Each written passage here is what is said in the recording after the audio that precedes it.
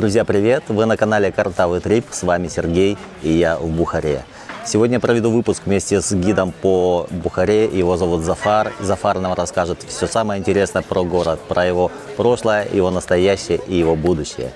Итак, погнали вместе со мной встречать Зафара и гулять по этому великолепному, атмосферному, старинному, ключевому в Средней Азии городу.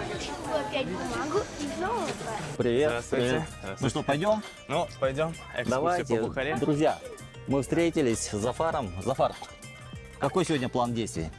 План действий пройти по всем значимым объектам исторической части Бухары. Все, что есть, в принципе, у нас в городе, вы увидите за, собственно говоря, за нашу экскурсию. Какое у нас первое место? Куда идем? Бухара – это город, которому 2500 лет. И за это время Бухара смогла накопить в себе огромное количество памятников из разных эпох, и все они уникальны, в чем мы убедимся в течение нашей экскурсии. Получается, что в принципе Бухара – это последняя столица до Ташкента. На тот момент был Бухарский Эмират, то есть Узбекистан как такого не существовал вообще, и до входа в Советский Союз именно Бухара являлась центром нашего государства. Ну, если говорить про данный момент, в Бухаре живет около 400 тысяч человек. В области, ну то есть в округе, около 2 миллионов. И такой маленький интересный факт, в Бухаре говорят на таджикском языке, а не на узбекском. То есть, если я услышу, и мне покажется, что это узбекский, то это таджикский? Скорее всего, да. Именно в городе. Потому что, например, даже тюркоязычные приходят из соседних стран. У нас же тюркские языки, они похожи все. Да. Можно понимать, а они не понимают ничего, потому что это таджикский. Таджикский, собственно говоря, всю историю Бухары считался языком интеллигенции. И, ну, богатые люди живут в городе, собственно говоря, и поэтому оно осталось. На данный момент у нас нет ни школ, ни репетиторов, связанных с таджикским языком, но все у нас говорят на таджикском, я в том числе. Смотри, я тебе, наверное, тут буду скажу против. Я когда гулял, до того, как мы с тобой встретились, мне много школьников гуляют. И идут девчонки, лет 13-14, наверное. И они разговаривают на русском языке. Идут остальные школьники. Они разговаривают на русском. Сейчас, подожди. Я подхожу к ним, девчонки, говорю, можно вопрос? Они, да.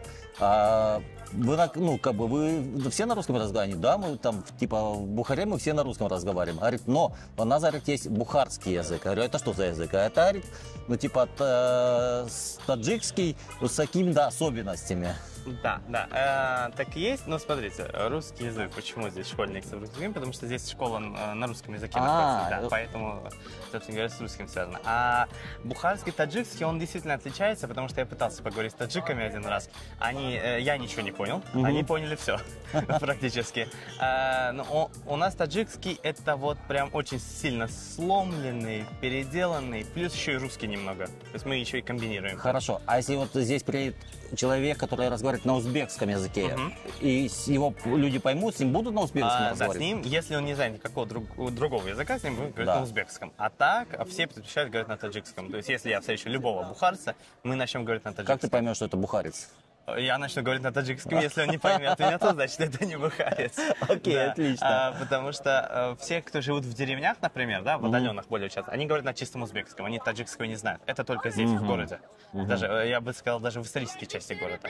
А дальше это уже все. Это вот в Бухаре есть и немного в Самарканде. Совсем немного, но там тоже есть. В Самарканде мне таксист сказал, что в Самарканде, говорит, большинство говорит на таджикском. Но там тоже отличают. Мы друг друга тоже иногда не понимаем, но в целом вот Бухара, Самарканд, а во всех остальных регионах говорят на узбекском. С языковым вопросом закрыли, Собственно говоря, наш первый объект это ансамбль Ля-Бехаус. А Ля-Бехаус означает около водоема. Мы вот прошли водоем, это первый объект, собственно говоря, на территории этого самого ансамбля. Первый объект это вот. Все же разворачиваюсь туда, да? Я разворачиваюсь. Получается, это медресе Нодыр Девонбеги. Медресе это образовательное учреждение. Нодыр это имя, Девонбеги это статус. Финансовый министр. В 17 веке весь ансамбль построен финансовым министром Нодыром. Получается, здесь сразу нужно отметить вот эту часть, видите? С птицами, с изображением птиц. Тут дело в том, что у нас вообще в исламе не принято изображать людей и животных. Они под запретом изображения этих самых существ. Но здесь историческая часть города, и сразу вот такое. Это связано с тем, что первоначально это здание было построено как караван-сарай. Это гостиница для купцов. Ага, то есть караван-сарай это гостиница? Да. Собственно говоря, Нодыр, который построил это место, решил сделать себе бизнес просто. И построил гостиницу. Но на открытие он позвал самого правителя. И когда правитель сюда пришел, он сказал кое-что такое, что моментально изменило значение этого здания. То есть это была гостиница, а стала медресе. Медресе это учебное заведение? Учебное заведение, да. Да. Обычно я Пойдем прогуляемся. у гостей спрашиваю, как они думают, что он такого сказал. Ну, Что для он меня сказал, да. это не первый узбекский город, да, поэтому Ну, медресе, да, это... нет, что правитель такого сказал. что он такого сказал? Что оно поменяло вот так вот значение Что сразу. наше будущее в знаниях, наверное, да? Ну, это да, но он сказал немного другое. А Там что? все проще. Смотрите. Так, он сказал, посмотрите, какое замечательное медресе построил мой финансовый министр. Он перепутал слова, сказал медресе вместо караван-сарая. А это же правитель, ты ему не скажешь, что он Да, ошибся. Его слова буквально закон. Поэтому, не проработав дня в качестве отеля, это все превратилось в медресе. медресе, Да. понятно. У Нодра отжали бизнес буквально. Ну, хочу сказать, что у него отжали бизнес, но сейчас бизнес это это уже не Нодер, к сожалению. Он это не застал. Получается, это вот нетипичное поэтому медресе. Здесь много чего отсутствует. Потому что в классическом медресе, в классическом его понимании, есть, например, купола. Здесь куполов нет. Купола обычно строятся над лекционным залом или мечетью внутренней. Здесь ни того нет. А как тогда это существовало без... Почему их не достроили? Собственно говоря, просто оставили в таком же виде. И все. Потому что самое базовое, оно здесь есть. Самое базовое это то, что первый этаж это классные комнаты, а второй этаж это общежитие. Потому что в 16-17 особенно веке Бухара считалась куполом ислама. Если бы вы тогда были, жили и спросили бы, где мне получить лучшее образование в Азии, вас бы как бы отправили сюда. То есть, подожди, выражение «быть куполом» это значит, типа, ну, самое топовое, да, сейчас бы сказали? Да, купол ислама – это вот то, что знания, которые покрывают ислам, они сконцентрированы в Бухаре. То есть в таком смысле. И поэтому здесь общежитие для кого? Не для местных же, которые живут неподалеку, а именно для приезжих. Здесь было огромное количество приезжих со всех стран Азии, которые хотели изучать не только религиозные темы, но и профессиональные, потому что медресе, многие ошибочно считают, что медресе это религиозное образование, а все медресе делились на эти, собственно говоря, на профессии, то есть медресе астрономии, медресе архитектуры, математики, истории и так далее. Красиво. 7 дней, да, делаете? 7 дней на изготовление гравюры. Да, а сейчас, смотри, сейчас здесь столько много столов. Это ресторан или что здесь? Смотрите, вечером здесь проходит, так сказать, показ мод вместе, ну, как бы, как и ресторан тоже используется. То есть здесь люди кушают, при этом смотрят на красивую одежду с красивыми девушками. Слушай, а не противоречит ли это каким-то исламским канонам? Может быть и противоречит, но мы не исламское уже давно государство, поэтому здесь это не особо учитывается. Да. Это кто вот это такой? Да. Ну, это не только местные знают, да? Сейчас, да. ребята, поверну камеру. Я думаю, об этом знают многие. И кто это такой, расскажи. Это Хаджа Насреддин. Это собирательный образ, вымышленный персонаж, который появился изначально в Турции, на территории Турции. Но в 17 веке он добрался до сюда. Почему здесь стоит памятник? Потому что в 50-х годах сняли фильм «Хаджа Насреддин в Бухаре», он так и назывался. Да. Из ассоциации с Бухарой, собственно говоря, решили установить здесь памятник.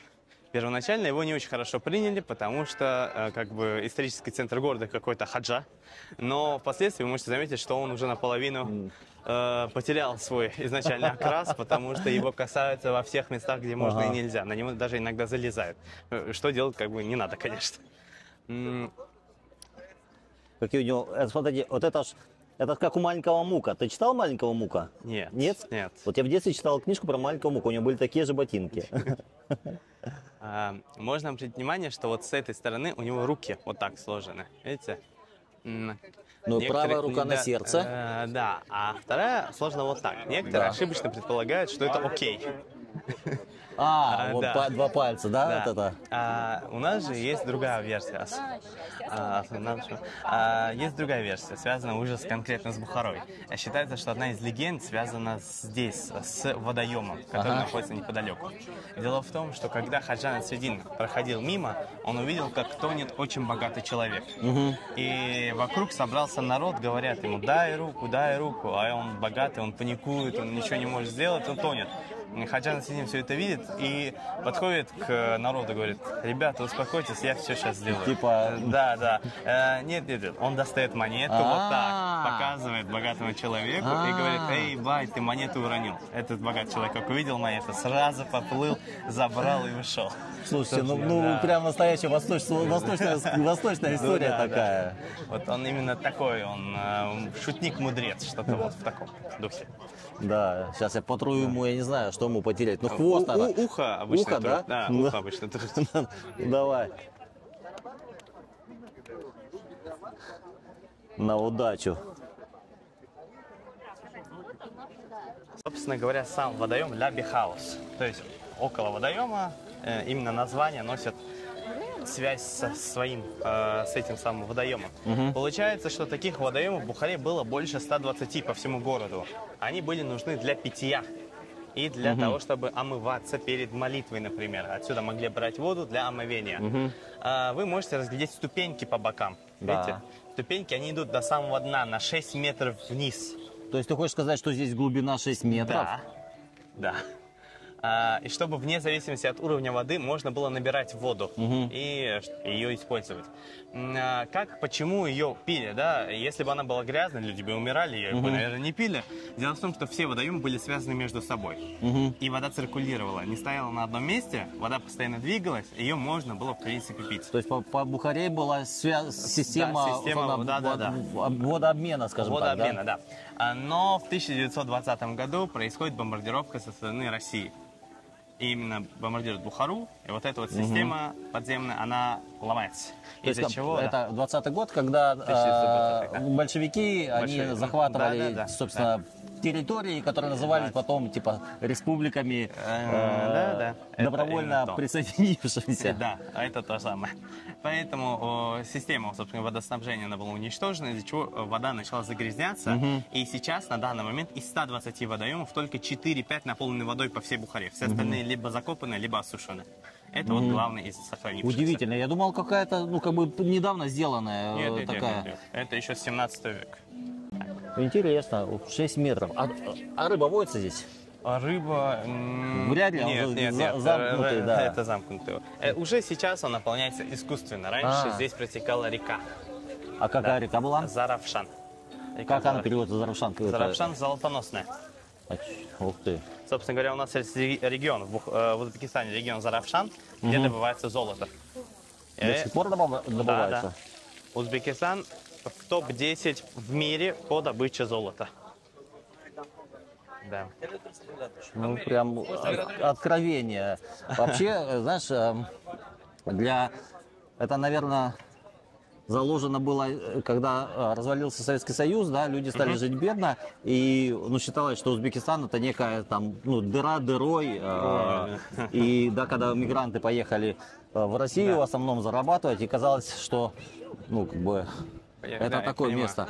И я просто хочу этим видео тоже людям показать, что сейчас Узбекистан это совершенно другой Узбекистан, совершенно другая страна, чем которая была даже 20 лет назад. Даже не 20, даже 10 лет назад. Даже 10 лет назад, да. Все поменялось кардинально за последние несколько лет. Получается, что Узбекистан сам стал более открытым для туристов. И в целом множество реставраций, развитие, в принципе, всестороннее. И вот эта вот открытость приводит к нам огромное количество инвесторов с разных стран. И на данный момент можно смело сказать, что Узбекистан самая развитая страна, если сравнивать с соседями, которые у нас есть. Да. Поэтому, да, в Узбекистан стоит приехать. Что это такое? Здесь это Хонако, место для проживания дервишей, монахов, которые отказывались от материального в пользу духовного. Ага. У них не было ни денег, ни семьи, поэтому они зачастую странствовали по миру в одиночку, либо в компании таких же дервишей. И так как им нужно было где-то останавливаться, большинство мечетей переделывалось под, то есть под них. То есть строились комнатки прямо внутри мечети для этих самых дервишей, монахов. Ага. А здесь Нодер, который построил весь ансамбль, он пошел еще дальше. Он построил целое здание только для дервишей. Во-первых, это потому что, постройка чего-либо для религиозных деятелей – это всегда плюс в карму и здесь, и там. И в этом мире, и в том. Второе – это то, что они странствующие. То есть они могли остановиться здесь на какое-то время и потом пойти в другое место и рассказать, как классно было в Бухаре. Что является определенного рода рекламой того времени. По архитектуре здесь выделяется верхний орнамент. Вы можете разглядеть вон там. Самый верхний, Да, который над аркой, да. да, вот там вот? Получается, там можно разглядеть звезды, орнаменты звезд. Это что-то вроде аналогии на путь дервиша, на путь монаха. То есть он сначала маленькая звезда, когда он ничего еще не знает, но как только он обретает новые знания, он становится все больше и больше. То есть это вот аналогия на дервиша. А то вязь арабская, там какая, что там написано? Арабские, там везде практически цитаты из Корана. Из Корана, Здесь, да? да, А переводить. внутрь мы можем пойти туда? Внутрь можно, но там особо не интересно. Не Там интересно, просто да? археологические эти. Да. В местах, где вот прям надо, пожалуйста. Ну и, кстати, да, вечером вот сюда надо. Да, вечером это зайду, здесь обязательно. поснимаю. А вот это, получается, рисунки, которые, да, это, они же отличаются, в Бухаре орнамент свой, да? Да, В Самарканде да, свой конечно. орнамент. Орнамент, да. Здесь также, вот видите, используется там изображение с памятниками, именно бухарскими. Ага. То есть оно не повторяется в любом случае. Если вы боитесь, что повторится где-то узор, вы можете купить, собственно говоря, тарелочки с памятниками, которые присущи только Бухаре, где в мире такого больше нет. Да, это мама нашего сегодняшнего гида. Вы в Бухаре родились и прожили, родились в Бухаре? Да. А если вам говорят, вот вы уехали куда-то из Бухары надолго, и вам говорят, вот там Бухара, какие у вас эмоции, какие у вас ощущения вот возникают вот при слове Бухара? Любовь, дом, как еще дом? Я даже не представляю без Бухары, честно говоря, если куда-то даже поехать. Чем вот Бухара вот принципиально отличается от других регионов, городов Узбекистана? Ну, здесь какой-то, я не знаю, может быть, аура другая. Может, здесь много более знаменитостей, которые родились здесь. Может, это земля талантов? Да, вот можно сказать так. А так, вот я вот многих знаю, например, наших мужчин, которые ездят в Россию, живут с семьей, но они не могут там остаться надолго. Они все равно возвращаются в Бухару. Все равно. Вот именно бухарцы, они возвращаются. Чем этот. Вот. Поэтому отсюда никак невозможно уехать. Ваш сын, по-моему, тоже сказал, что Бухара это любовь, что-то как бы... Ну да, это любовь, но все равно как-то ты вырос в этой земле. И реально на путешествиях, куда-то даже мы ездим, все равно домой тянет. Поэтому. Спасибо. Пожалуйста.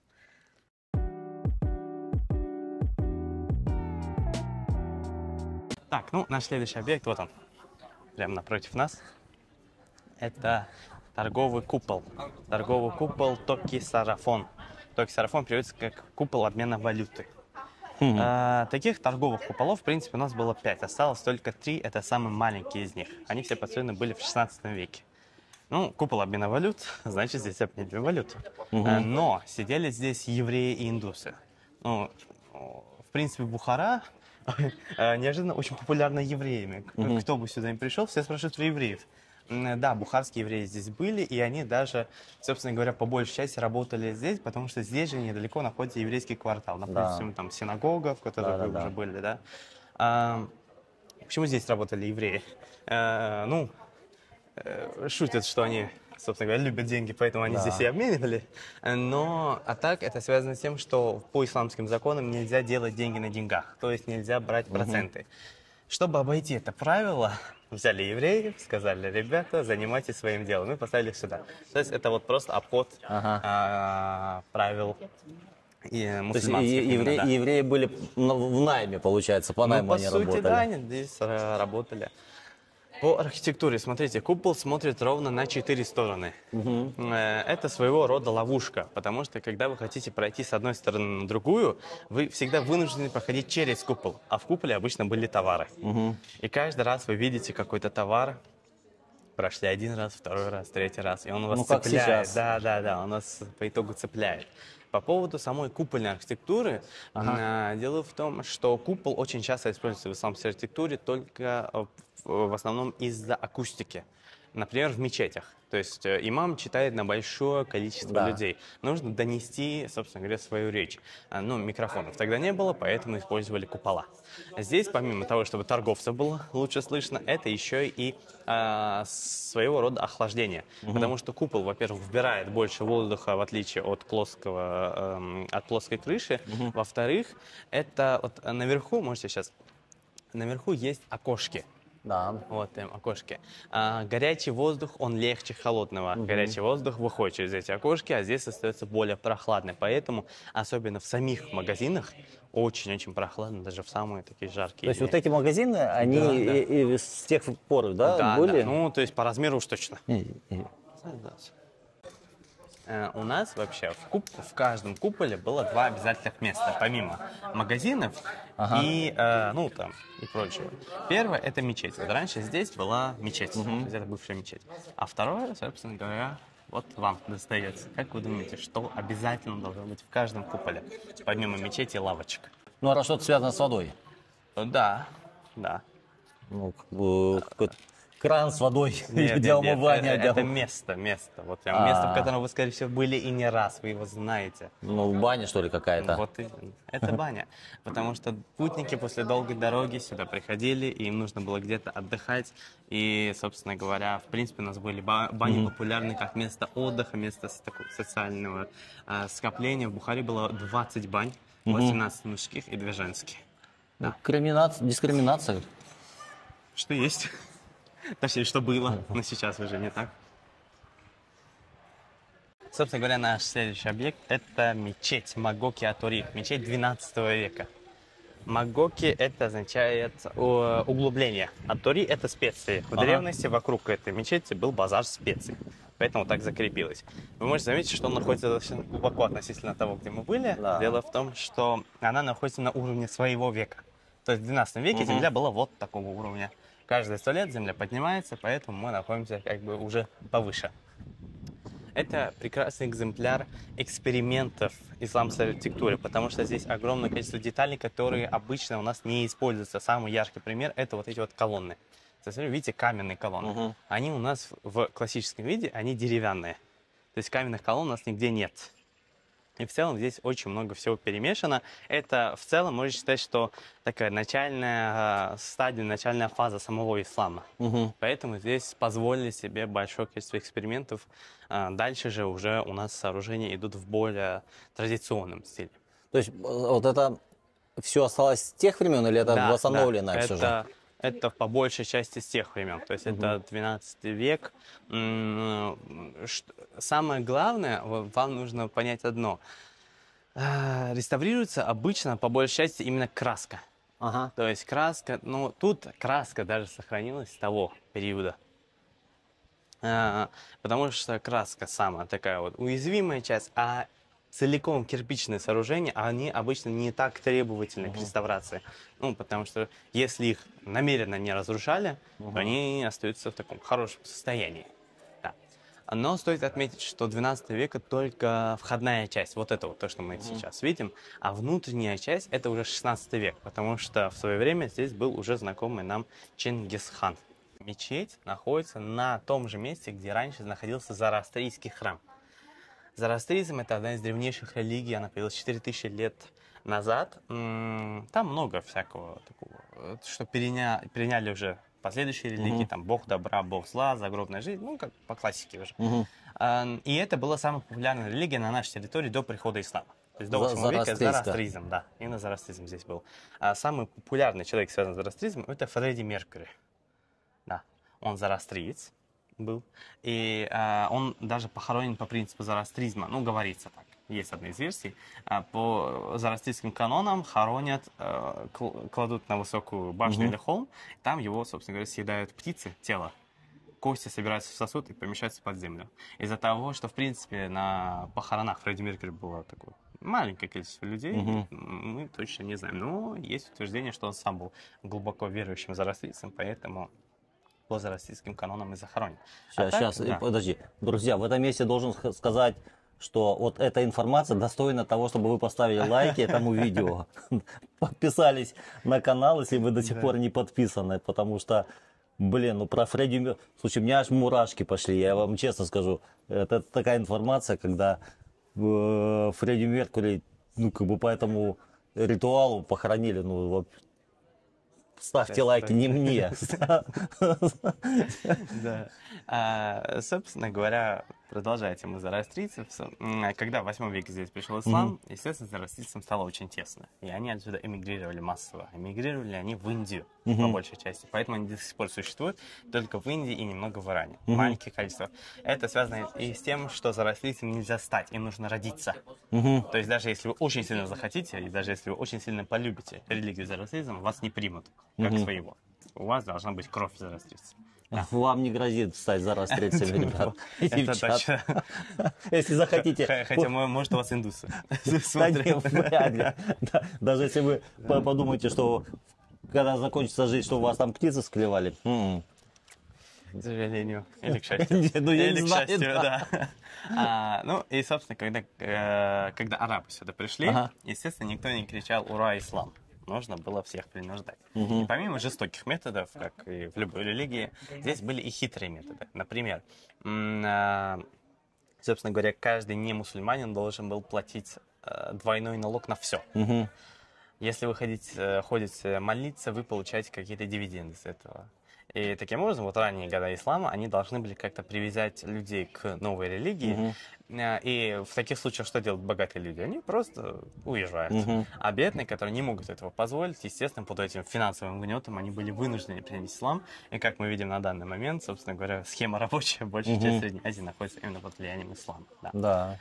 А к чему это привело в итоге? Вот уехали богатые, был какой-то, ну, интересно, тут снижение уровня жизни или как-то, ну, как бы, что-то нет, такое известно? Потому что нет, арабы здесь оставались сами. То есть, да, оставались бедные, а богатых зороастрийцев заменяли богатые арабы. Да. Ну, сейчас здесь, собственно говоря, находится музей ковров.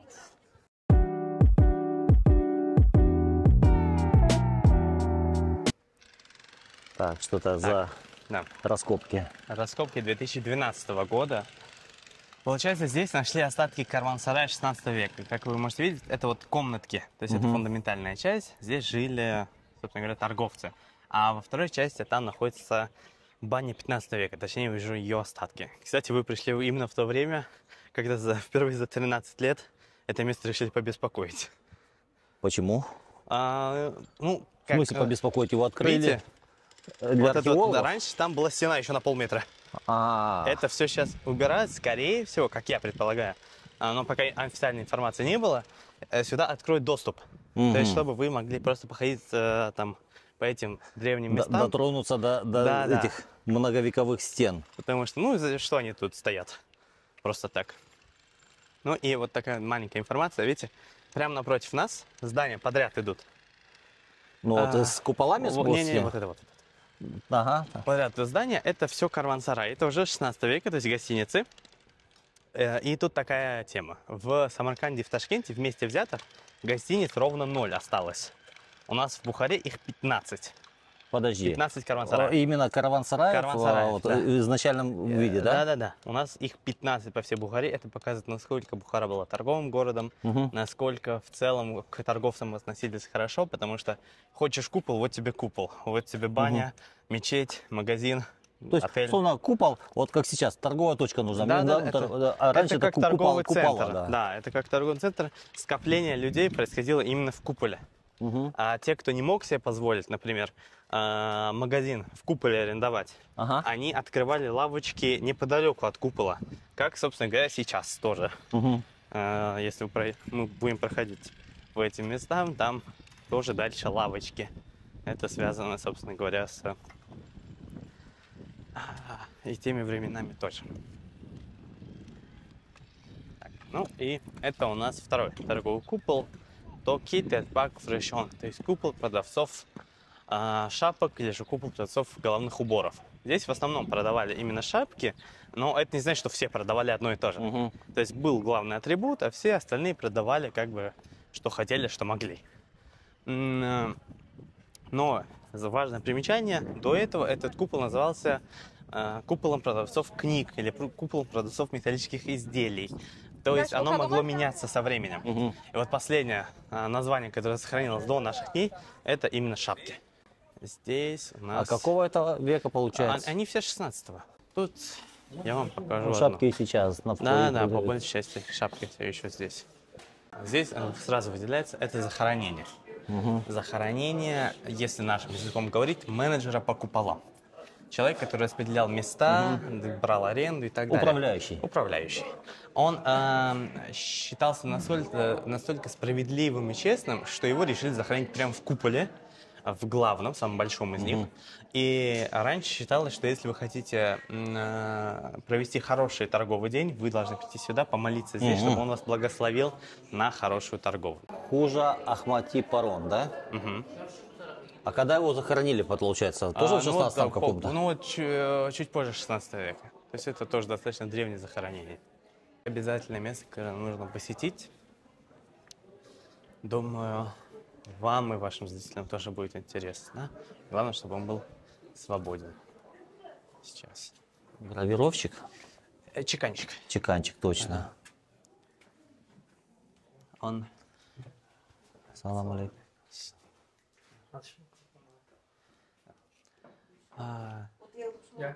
Якас. Давай. Снимать векла. Будем его в Ютубе показывать. Так я там много. Собственно говоря, считается, что это как бы самый главный мастер по чеканке у нас в Узбекистане в целом, можно сказать. Прям в Узбекистане? Да. Можно сказать вполне, да. Он, в принципе, занимается преподаванием, то есть ремеслом. Не только делать, Да. мы учим ребятишки этому ремеслу бесплатно. Зайдите чуть-чуть глубже, немножко расскажем, заодно покажем. Давайте. По проекту ЮНЕСКО. То есть он сотрудничает с ЮНЕСКО, чтобы сохранить ремесло в мире, в принципе, потому что у нас нехватка кадров, так сказать, именно в ремесленном деле. Получается, у него самого работы в 10 музеях мира. Нет, В 4 музеях. 4 музеях мира, да. Здесь, о чем мы говорим, бухарская чеканка. Ага. Родине чеканки это считается Бухара. Одна из самых старинных и коренных ремесел бухарская чеканка. Для его это считается художественная керамика. Природный металл это считается медь. Смотрите, а сплав это латунь, мельхиор, бронза, наши краски и глазури покрытия. Почему бухарский народ по сей день любит использовать медлатунную вещь? Это не то, что красиво, но самое главное, это полезно для здоровья, получается гемоглобин. Доказано. Это факт, это писал сам Авиценна, Абу Али бин Сина. У нас и тарелочки, браслетки, и сварки, даже знаменитый бухарский плов тоже готовится на медных казанах. Можете посмотреть, здесь качество не только зависит от размера тарелки, это зависит от детальности, от тонкости, а самое главное от глубины чеканки. А какую чеканку дольше всего делали? Вот. Когда? Ну вообще вот в своей истории, вот вы именно. Есть такие чеканки, это я же говорю, не только размер тарелки. Делается 3 Ну, месяца, почитайте, 4 месяца. по несколько месяцев именно, да? Да, это смотря, делает, кто-то говорит двойная, кто-то говорит тройная чеканка, чтобы понять, о чем они говорят о глубине чеканки. Одну линию, то, что они чеканили, можно пройти 2, даже 3 раза. Чем больше проходится, она становится углубление, становится 3D-эффект. Насчет этого она работа еще будет дольше. А вот это, получается, чем покрывается? Это как миниатюрщики у нас тоже так сидим и рисуем.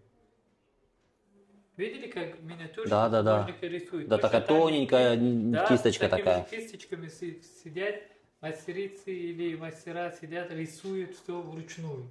Каждая деталь это сделано вручную. Обалдеть.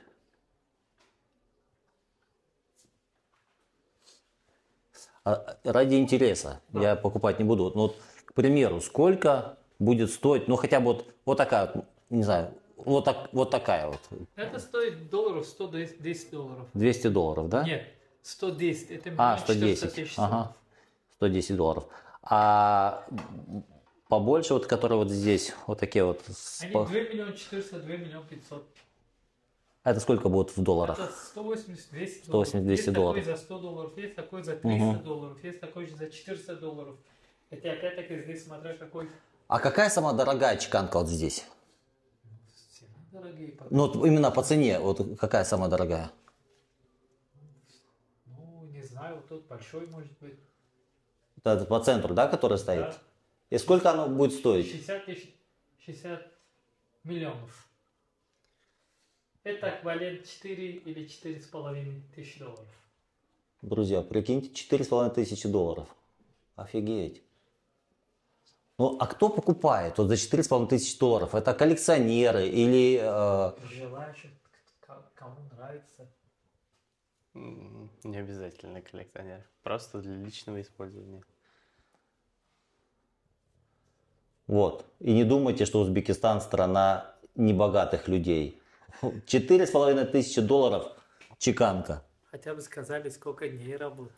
Я представляю, сколько месяцев работы. Я же спросил, вы говорите, 4 месяца можно наработать. Ну, и понятно, что не над маленькой чеканочкой, а вот над той. Вот, цените ручной труд. И не говорите, что это того не стоит. Это стоит месяцы работы. Как и в то время, так и сейчас все здесь наполнено, так сказать, товаром разного вида, разного качества, разной цены.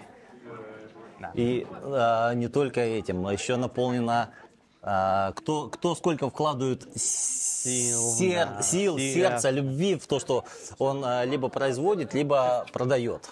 Смотрите сюда. Здесь находится баня 16 века. Она до сих пор работает. То есть это действующая баня 16 века, туда можно даже записаться при желании. А можно хотя бы зайти посмотреть можете, туда? да, входную часть записать.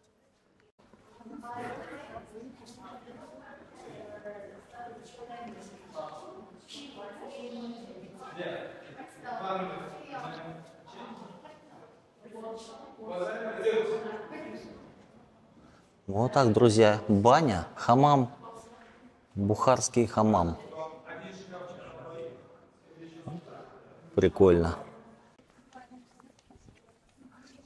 А вот скажи, пожалуйста, вот эти куклы, да, ты вроде говорил, что мы еще вернемся к ним, они что-то обозначают? Нет, ты говорил, чтобы зайти в этот, туда. Вот они что-то обозначают, вот эти куклы? Нет, смотрите, куклы, они по такому, в принципе, почему они существуют здесь, да, в таких масштабах? Потому что раньше людям нужно было как-то развлекаться. И из-за того, что, например, в Европе это все делалось в театрах, например, люди ходили в театры. У нас театров быть не могло, потому что это исламское государство, женщины не могут выступать, мужчины не могут переодеваться в женщин. Поэтому все это обходились с помощью кукольных театров. Это было очень популярное развлечение для самого правителя, для людей. Неважно, поэтому у нас вот так вот это просто сохранилось как как один из самых главных видов развлечений прошлого. Сейчас у нас в Бухаре даже все еще существует кукольный театр. Вот прям театр. Да. Периодически туда вводят там молодежь и так далее. Можете видеть, что здесь огромное количество зданий под старину. То есть сами по себе они достаточно новые, но в старинном стиле. Это делается не только потому, что для туристов, чтобы привлекать их. Но и дело в том, что весь старый город Бухары входит под защиту ЮНЕСКО. То есть вам никто разрешения на постройку торгового центра посреди старого города не даст. И за сохранение вот этого исторического облика Бухары ЮНЕСКо по сути, выделяет нам деньги на какие-то реставрационные работы, на улучшение вида города Бухары и, в принципе, всех остальных исторических городов Узбекистана. А вот смотри, Да. правильно говорить город Бухара, Ага. а где в Бухары? Или ты просто города Бухары говоришь? Ну, не города Бухара, Город Бухары. Бухары. Да. В Бухаре, у Бухары. Да.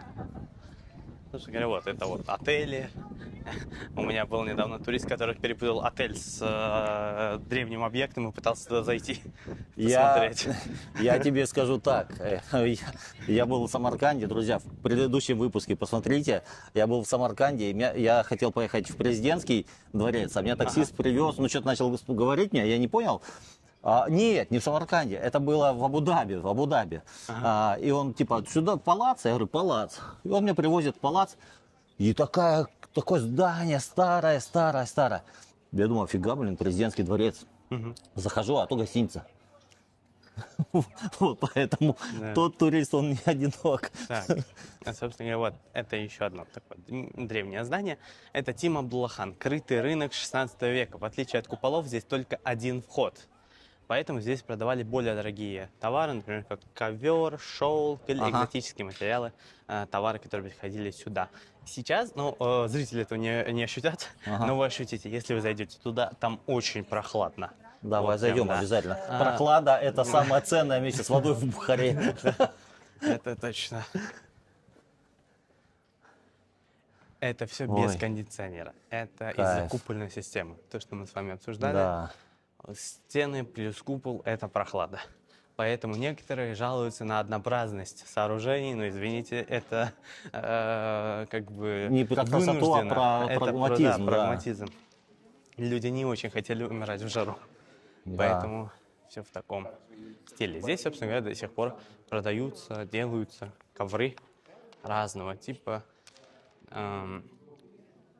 По-моему, на данный момент самый дорогой ковер, который я, по крайней мере, видел и слышал, о котором в Бухаре, он стоит $100 000. Ну, нормально. Нормальная цена. Нормальная Опять же цена, таки, да. сколько работы, сколько там, время было потрачено на... Там не то, что там в комнате вы просто забор свой украсите, таких масштабов. Ну, кто-то и за $100 000 коврами заборы украшает, наверное. Может быть. Может быть. Но если он уж купил, значит, средства есть. Значит, и забор есть.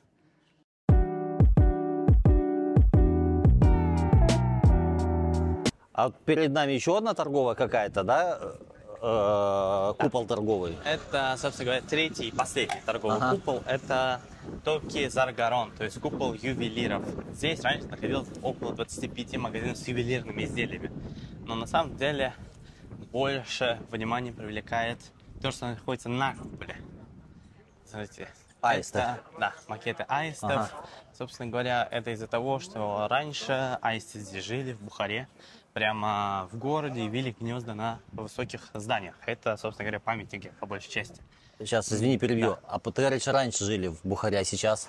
Вот поэтому, да, из-за того, что водоемы и болота осушили, им стало нечем питаться, поэтому сейчас они живут в более сельской местности. То есть по дороге, например, там, на поездах, на машинах люди могут видеть там гнезда на там, этих... На столбах. На столбах, да. Но сейчас нам остается довольствоваться только макетами и ножницами с аистами. Здесь вы можете в Бухаре найти огромное количество ножниц в виде аиста. Да. Да, а вот, собственно говоря, с этим связано. А я думал, это, ну, типа, копируют. У меня просто у супруги тоже ножницы с аистом, какие-то немецкие, что ли. А я думал, они копируют какого-то производителя. Нет. Это вот чисто исторически так. Находимся среди двух медресе, построенных в разных промежутках времени. По принципу кош. Это бровь.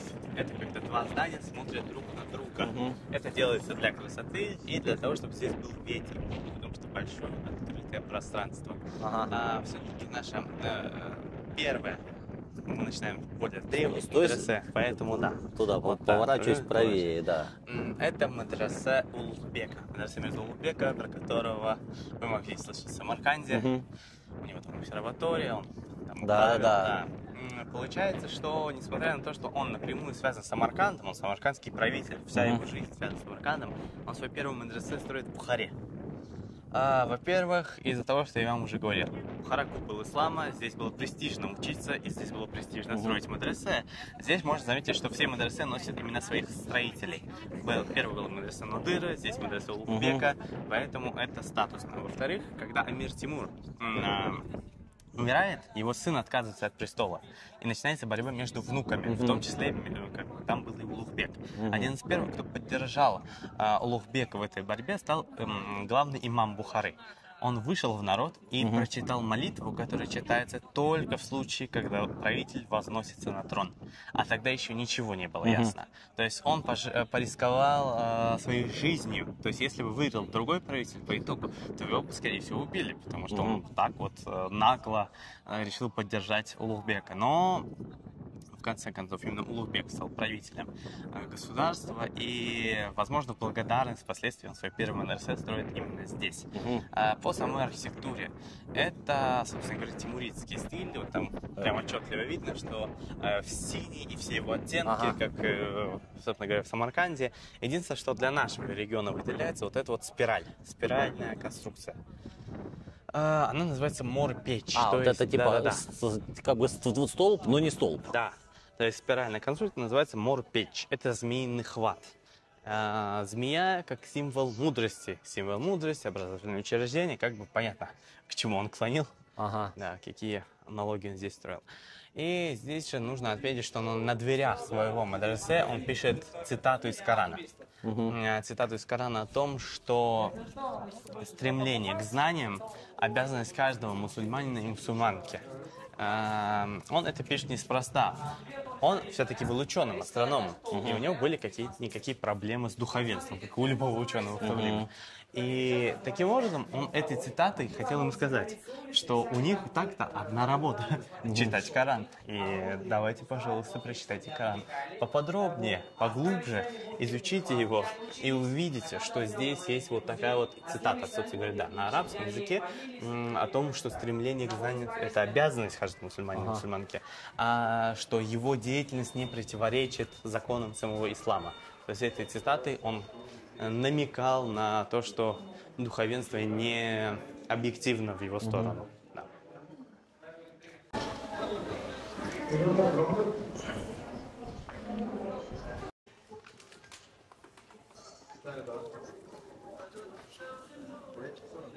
Привет. Скажи, я откисаю, не трогай меня. Собственно говоря, это уже мадресе Абладисхан. Ой, стойте. Строено в 1417 году. Что делает это мадресе самым древним мадресе на территории всей Средней Азии, которая сохранилась у нас. То есть, ну, понятно, что то было, но это вот на самый древний мадресе Улугбек. А теперь уже в ту сторону. Это мадресе Абдул-Азизхана, построено уже в 17 веке, он попозже. Первое, что стоит отметить, это что он приподнят искусственно. Это делается для того, чтобы возвысить свое сооружение на фоне сооружения предшественника. Да. Оно сразу привлекает внимание своей архитектуре и вот этой вот части, сталактитами. Сталактиты широко используются в исламской архитектуре, потому что напрямую связаны с пророком Мухаммедом. Дело в том, что когда пророка Мухаммеда не принимают изначально, он уходит в пещеру. А в пещере есть, собственно говоря, эти самые свисающие камни, сталактиты. Поэтому в исламской архитектуре ее можно очень широко встретить. Но единственное, сразу возникает вопрос, почему все правители так не строили? Почему вот в мадресе Улугбека нет такой красоты? Да. Здесь стоит отметить, в принципе, уникальность архитектуры. Вот посмотрите, вот даже вот с этой части, да? Здесь идет так. Краска, кирпич, краска. В Самарканде, например, вот прям там по большей части целиком красится. Дело в том, что у нас в Бухаре зачастую бывают пыльные бури. Пыль трется о краску и стирает ее с лица, собственно говоря, зданий. Поэтому здесь, чтобы ее сохранить по большей части, именно чередуется краска с кирпичом. А вот то, что он здесь построил, вот это вот сталактиты, такое строится обычно изнутри, чтобы песок его не касался. Но Абдул-Азизхан, возможно, в себя там поверил или очень сильно захотел и решил построить вот так. Поэтому на данный момент, по большей части, это, конечно, реставрационная работа. Потому что за 400 лет вряд ли вот такая красота сохранится. Интересно, сколько вот этим воротам лет? Ой, ну, Вряд ли 400, но... Вряд ли 400, но- Да, лет 200, наверное, точно есть. По виду уж точно. Ой. Единственное, что в мадресе учились только парни. Мгм. То есть все мадресе были чисто мужскими, а сами женщины учились на одному у других знатных женщин. И в основном учились чему? Корану, азам арабского языка и, собственно говоря, хозяйственные дела. Потому что единственная роль, которая предполагалась женщине в то время, это была мать, материнская роль. Поэтому образования в том смысле, в котором мы понимаем его сейчас, у женщин тогда не было.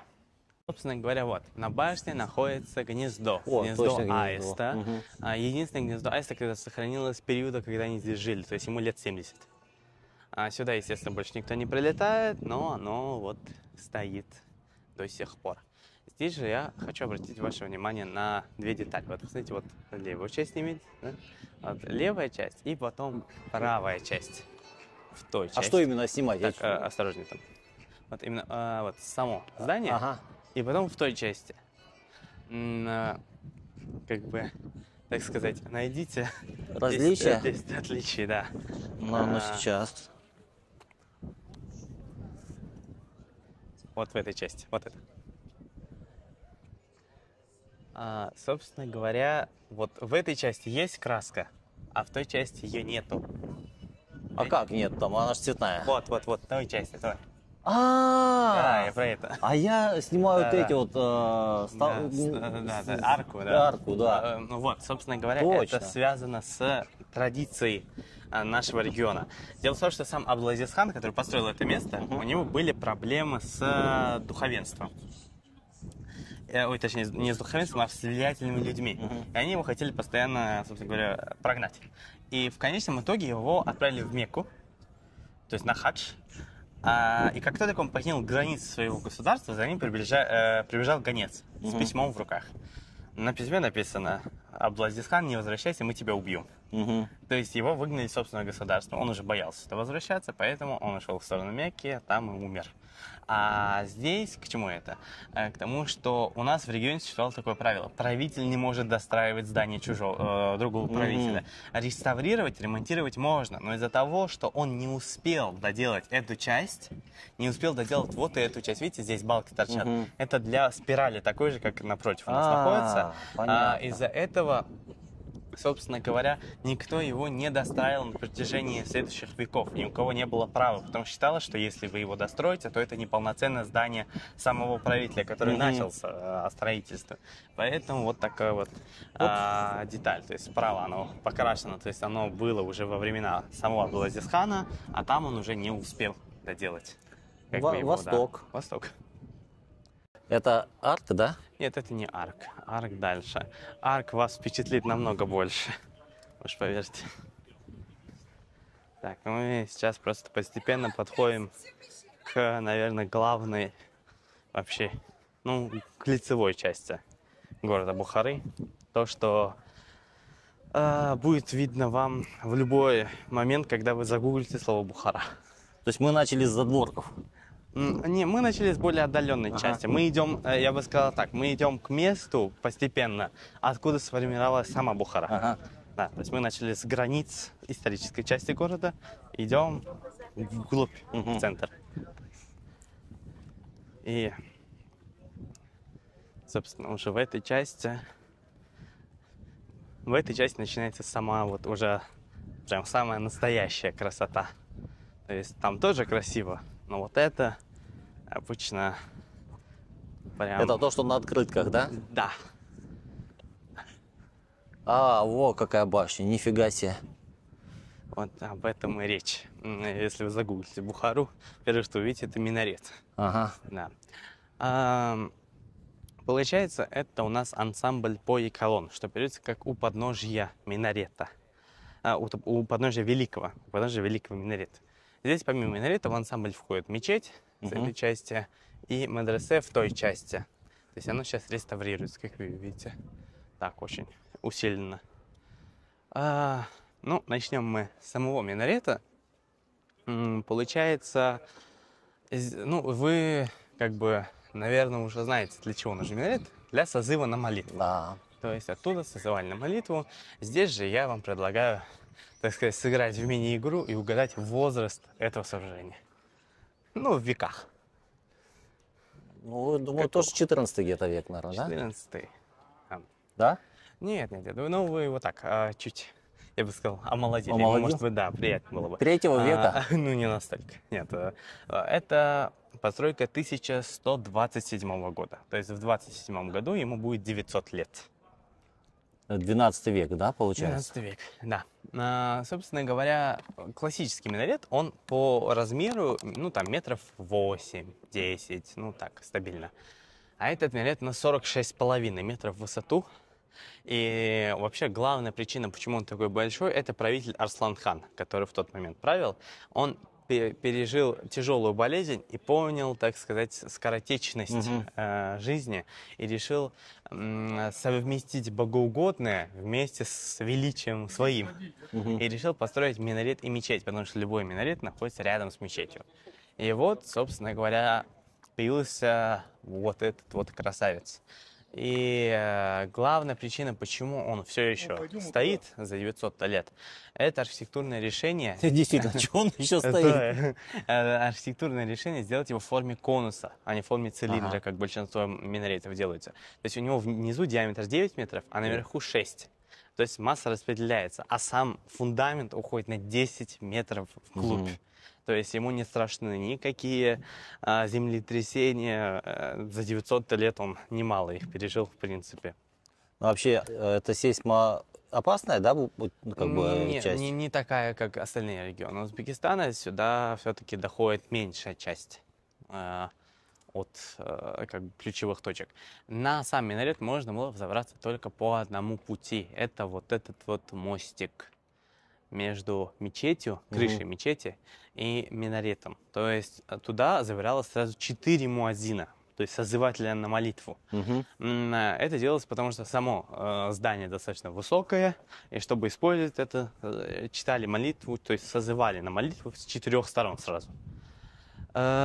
Здесь 120 ступенек, поэтому помимо сильного голоса у них был еще атлетический склад, собственно говоря, тела.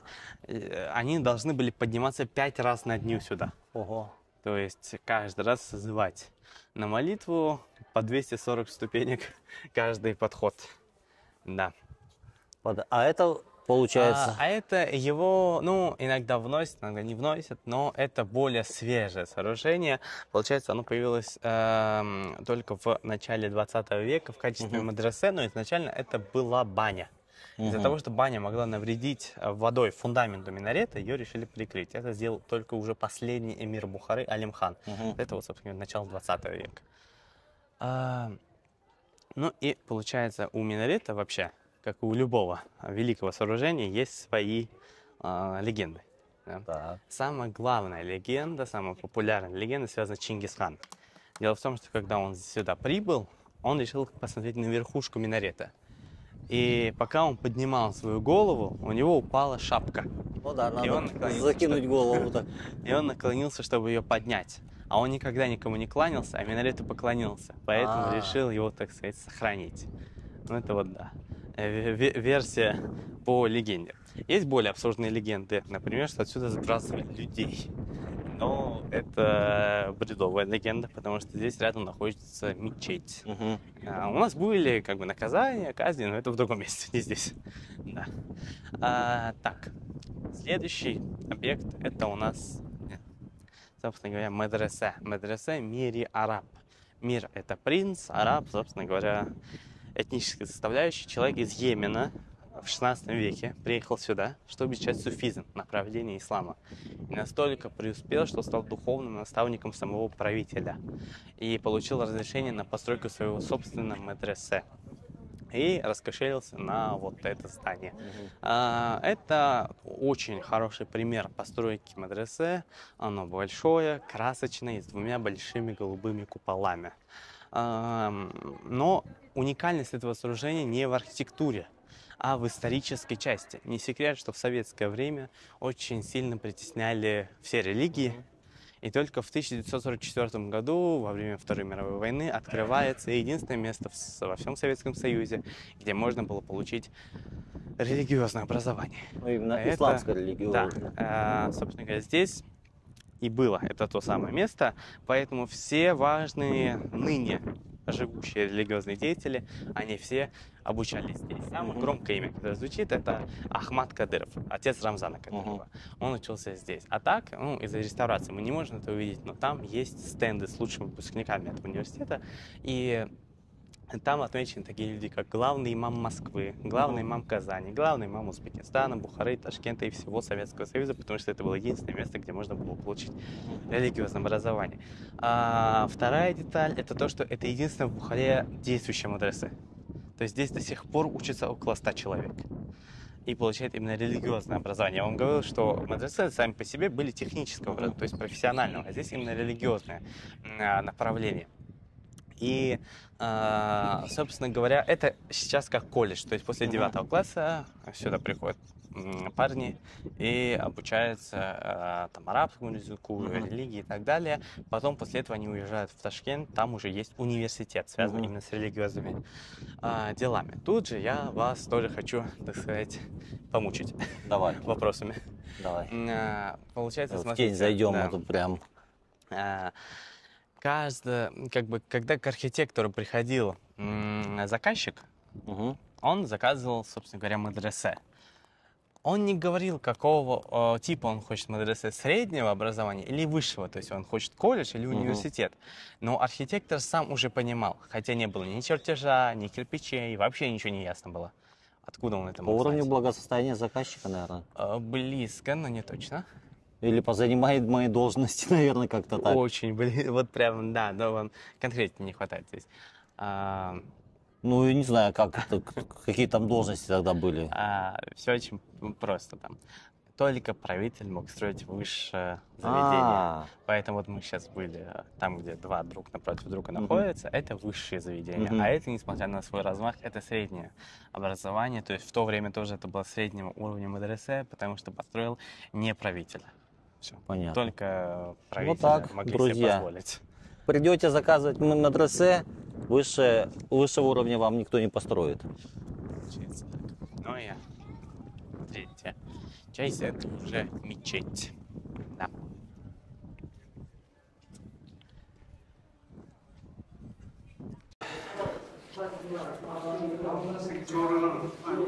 Красота большого, буквально, уровня. Это мечеть колонна. Колонн переводится как большой. Минарет колонн, мечеть колонн. То есть большой минарет, большая мечеть. Мечеть действительно большая, здесь одновременно помещается до 12 тысяч человек. Все они молятся во дворе. Это действующая пятничная мечеть.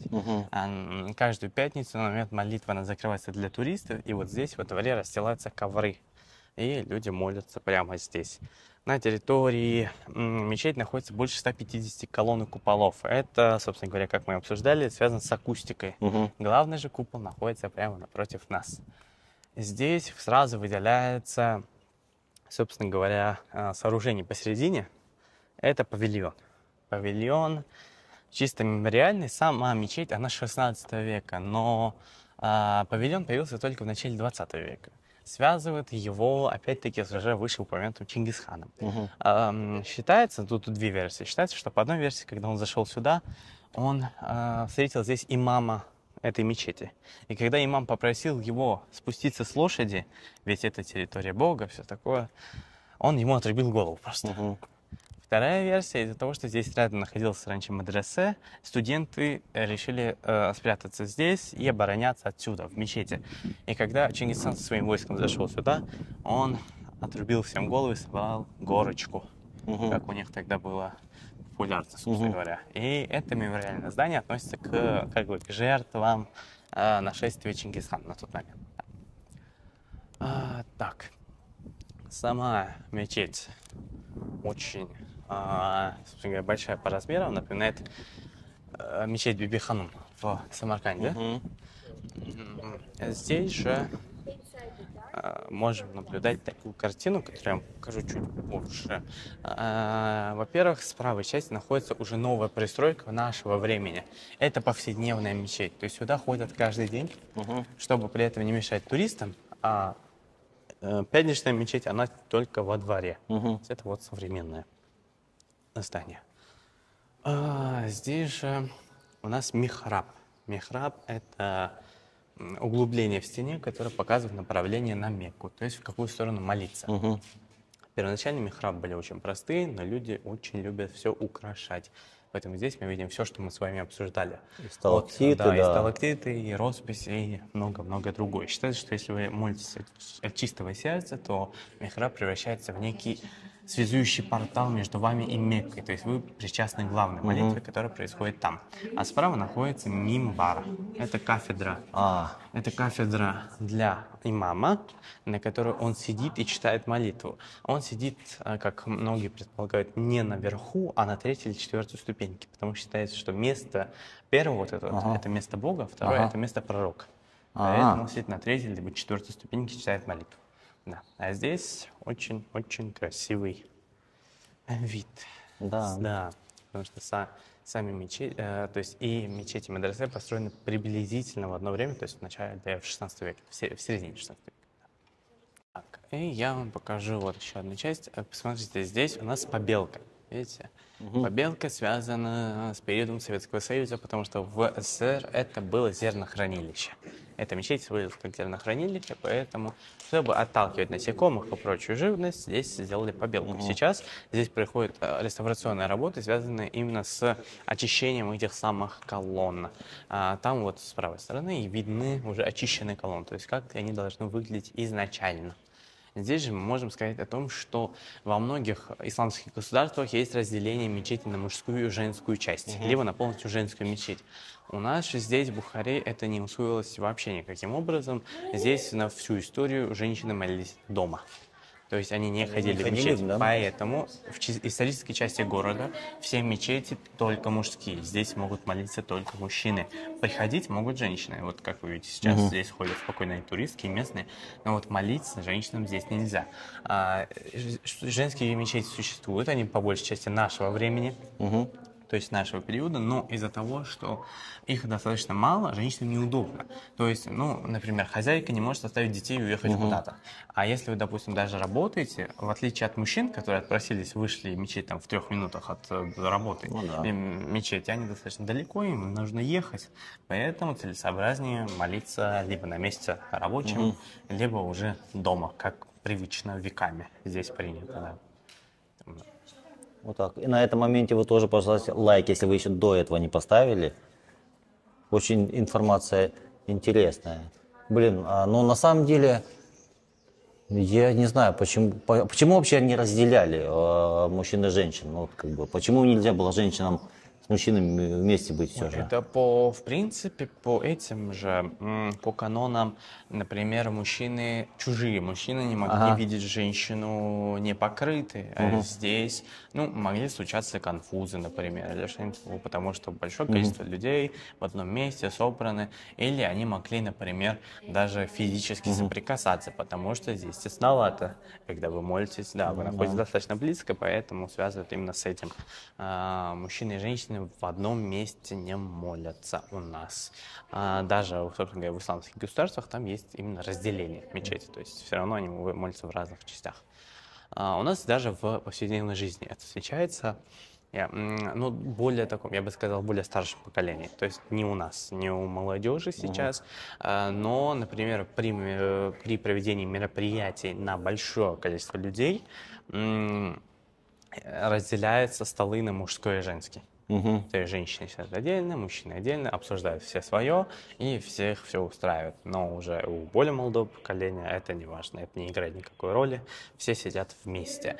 Все сидят вместе, и, чтобы не думали, что это какой-то консерватизм, например, при очень тесных родственных связях, например, там бабушки, дедушки с детьми, с внуками, они все могут сидеть вполне спокойно за одним столом. Но если это мероприятие расширяется до большого количества людей, до родственников дальних уже, то обычно происходит именно разделение. Да.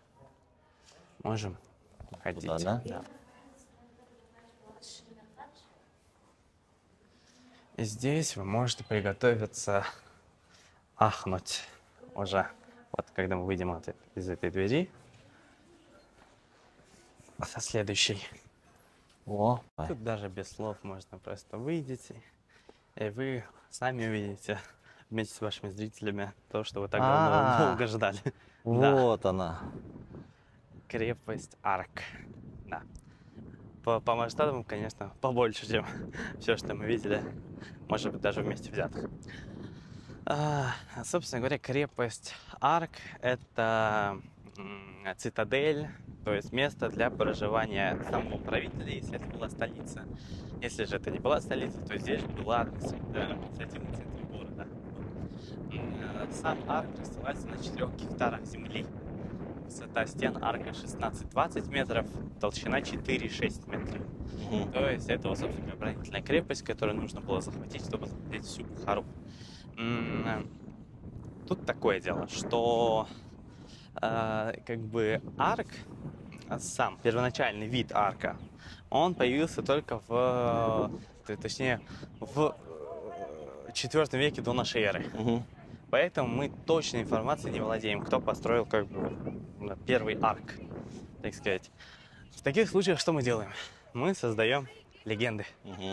Легенда про Сиявуша, турецкого принца, у которого умирает мама, и его отец берет в жену другую женщину. А этой женщине внезапно нравится сам Сиявуш, и она к нему пристает. Сиявуш ее, так сказать, отвергает, и на что она обижается и решает отомстить. Идет к его отцу и рассказывает, что якобы именно Сиявуш до нее домогался, из-за чего его выгоняют из собственной страны. Он приходит сюда, на нашу территорию, здесь встречает правителя Афросияба, собственно говоря, с дочерью Ферангис. Естественно, влюбляется и просит выдать за него. На что Афросияб отвечает, ну так, насмехаясь, что зачем мне выдавать свою дочь тому, кого выгнали из собственной страны. И дает ему невыполнимое задание, чтобы он отвязался уже. Построить крепость, которая помещается на бычьей шкуре. То есть прям чтобы крепость. И он соглашается и разрезает, собственно говоря, разрезает шкуру. Сюда? Можем так. Разрезает шкуру на мелкие кусочки, на мелкие ниточки даже. И потом соединяет все это вместе. Таким образом получается форма арка. И по итогу он выигрывает себе и крепость, и жену. Вот таким образом по легенде создается сам арк. А почему именно такая форма? Вот смотри, вот тут как бы выступы вот эти вот. Выступы, они скорее для смотровых, как бы для того, чтобы видеть лучше, кто приближается, как приближается. Ну и архитектурно более такая устойчивая архитектура. Такой вот, видите, там тоже в форме такого больше конуса. Да. Поэтому распределение массы лучше. И вот эти деревья, которые торчат, они каких веков-то здесь? Сами деревянные балки связаны уже с прошлой стеной. Первоначально стена была здесь глинобитная. Но в результате 1920 года, про который мы подробно поговорим чуть позже, в 1920 году происходят бомбардировки, из-за чего вот эти вот глиняные стены они не выдерживают, они опадают. Сами балки же, они принадлежат именно глиняной стене, то есть чтобы ее скреплять. А здесь они больше декоративный вид носят. То есть им там, может, 100 с лишним. Понятно. Лет, да. Говоря, здесь же уже находилась главная площадь Бухары. Здесь происходили мероприятия, базары, разного рода праздники. Здесь же происходили наказания. Самое жестокое наказание считалось чор-ойна, то есть 4 зеркала. Это когда человека брали и 75 раз плетью били по 4 сторонам. По спине, по бокам и по животу. Получается, в итоге 300 ударов. Человек, естественно, умирал к этому моменту. За всем этим наблюдал, собственно говоря, сам правитель из вон той беседочки. так сказать, на балкончике. Уже на реальном балкончике вон там сидели музыканты, которые ну, там на Подожди, празднике вот играли. на той да. маленькой сидел Правитель? да. Да. А здесь на музыканты. балконе уже, да, сидели музыканты. То есть Это- убивали под музыку. Но не связано с убийством, но хотя кто знает их, может они были любителями. А так нет, это чисто на праздник какие-нибудь. А, Да. понятно. Я думал, во время Нет, казни нет, музыканты нет. играли, а правитель сидел, смотрел, как человека Ну, убивают. наверное, было бы весело, но нет. Кому? Вопрос, кому бы это было весело? Всем, кроме того, кого Да. убивают. Под вот этим вот балконом сидели, точнее, жены эмира. Ага. То есть, чтобы их не было В видно. решеточках сами. в этих, да? Да. То есть, чтобы их не было видно, но при этом они сами могли наблюдать за праздниками. Мгм. И смотрите, прежде чем мы войдем, такая тема. В зависимости от статуса можно было добираться на лошади ближе или дальше к воротам. Мгм. Да? Если вы, например, никто, вы увидели где-то там вдали арк, вы должны были спуститься и идти пешком. Если вы, например, премьер-министр, вы должны были спешиться только у входа в арк. Ага. И только правитель мог зайти На на лошади, лошади да, в арк. верхом. Да. Поэтому лошадей у нас нет, мы Да. никто, и пешочком сейчас будем добираться. Ну, в по арк. их Да, иерархии, как бы, да. Да. Поэтому пешочком мы, не только мы заходим.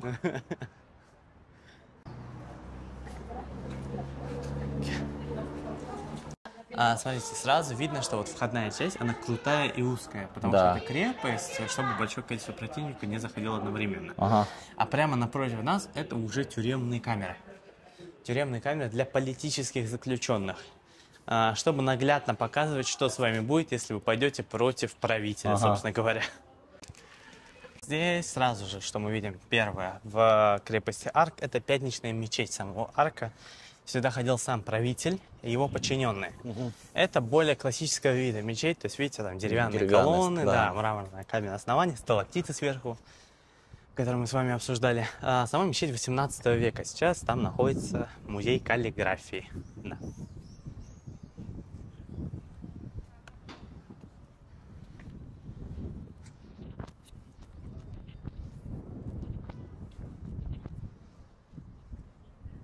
Там зеркала, да, вставляют, чтобы... Да, это, собственно говоря, только один у нас был такой мастер, который перебрал пол Бухары. И вот у него такая вот фишка была ставить. Так. Собственно говоря, вот это внутренняя мечеть, где находится сейчас музей каллиграфии. Сразу начнем, наверное, с центрального объекта. Центральный объект — это у нас, к сожалению, только копия. Копия листа Лянгарского Корана 9 века. У нас, в принципе, в Узбекистане хранится полноценный Коран, один из первых в мире, но его не выставляют, потому что свет может ему повредить. Поэтому мы довольствуемся только листом. А то, что у нас, ну, в принципе, он есть, это уже, конечно, большое. А где еще он есть, кроме Узбекистана? Не, вот именно этот экземпляр, Лянгарский Коран, он только у нас. Какое различие?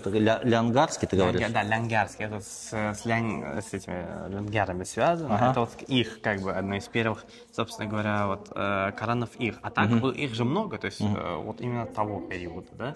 Просто в разных местах производились разные Кораны. И вот то, что у нас есть, это вот 9 век. И оно связано с ними. Подожди, а содержимое Коранов одинаковое? Ну да, ну это же Коран. Да. А лянгары это какая-то национальность Ну была? да, ближе к этому. Мгм. Да. Так, здесь же я вам, ну так, покажу еще. Интересно, два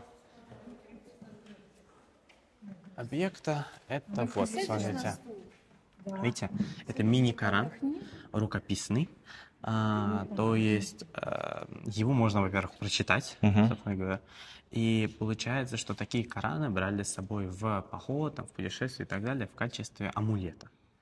То есть именно как оберег. Клали его под голову, либо под, то есть где-то в рубашку, потому что нельзя класть ниже пояса. Потому что считается как осквернение. Да. Подожди, а как его прочитать? То есть это полностью Коран, вот все там, Вот все содержимое? Да.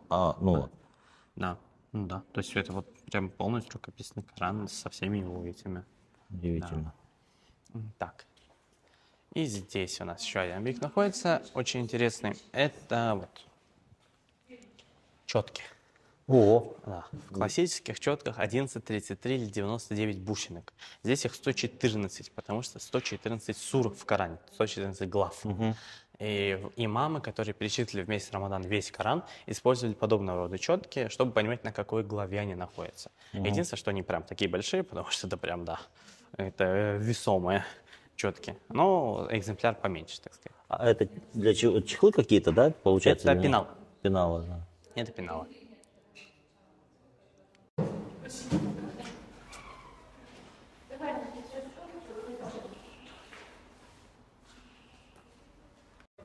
Так.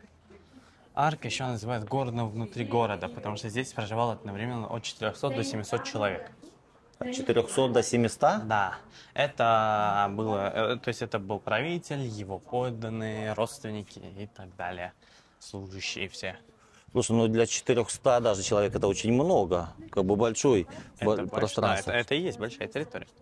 Так, это у нас коронационный двор. Ну, слово коронация не совсем подходящее, потому что корон у нас не носили. Здесь были, собственно говоря, золотошвейные халаты, белые шапки, это чалма. А так корон у нас не было. Но сама коронация происходила так.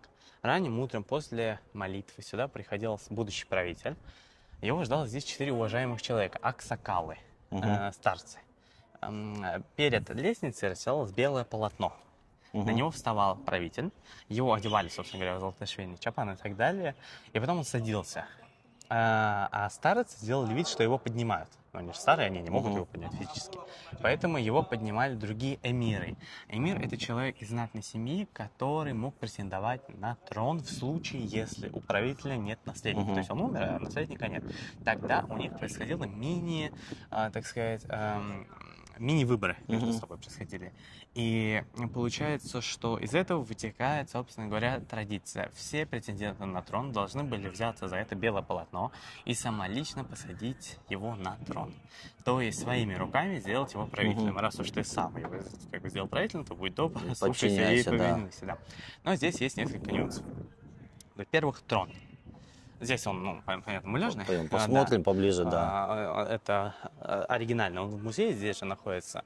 Но дело такое, что трон и вот эти львы, которых вы видели, это все, так сказать, прихоть последнего правителя Бухары, Алимхана. До него на троне никто не сидел. Все сидели на вот этой вот мраморной возвышенности, набитой коврами.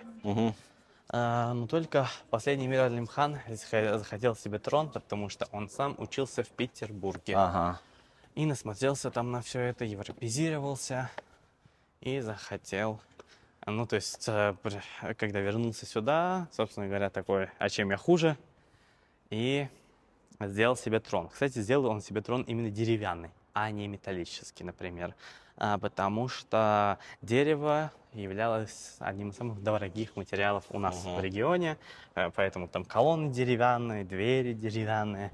Это все как бы отражало ваше богатство у нас в регионе. По поводу же львов. Тут такая история. Ну, он учился в Петербурге, а там очень много львов везде. Поэтому, когда он вернулся сюда, он начал скучать по этим самым пейзажам Петербурга и пришел к своим архитекторам. Сказал: ребята, сделайте мне льва. На что ему ответили: а кто это? Потому что здесь льва никогда не видели, львов здесь не было.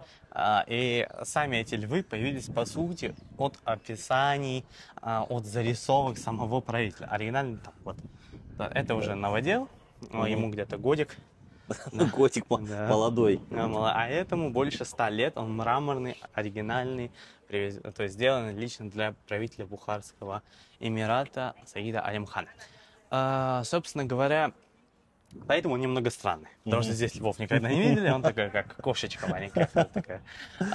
И почему они здесь? Потому что коронация происходит раз в жизни, понятное дело, и нужно было как-то двор вот это использовать. И поэтому здесь, собственно говоря, чеканили монеты. Чеканный двор был. Да, чеканный двор, а львы охраняют, собственно говоря, саму казну. То есть здесь была казна. Вот, друзья, он там казна. Львята охраняют именно саму казну. Там, извини, я перебью, там было бабло. Было. Все бабло. Самое главное, что было. Ну и куда же мы без моих фирменных. Давай. Вот это. Видите, стена. Прямо напротив нас стена. Зачем она нужна? Кино показывать. Нет. Проектор ставили, кино показали. Хорошая, конечно, идея. Был такой ответ уже? Нет, такого ответа не было. В основном все говорили про расстрелы, про разделение на мужскую и женскую часть, и что-то еще. Там для охраны, для того, чтобы его не видели и так далее. Но это все мимо.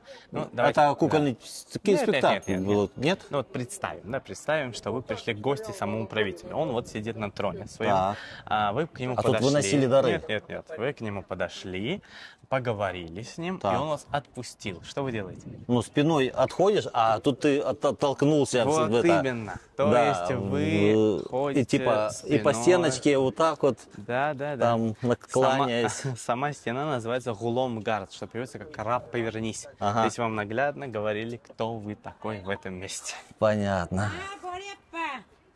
Да, опять же таки, Восток.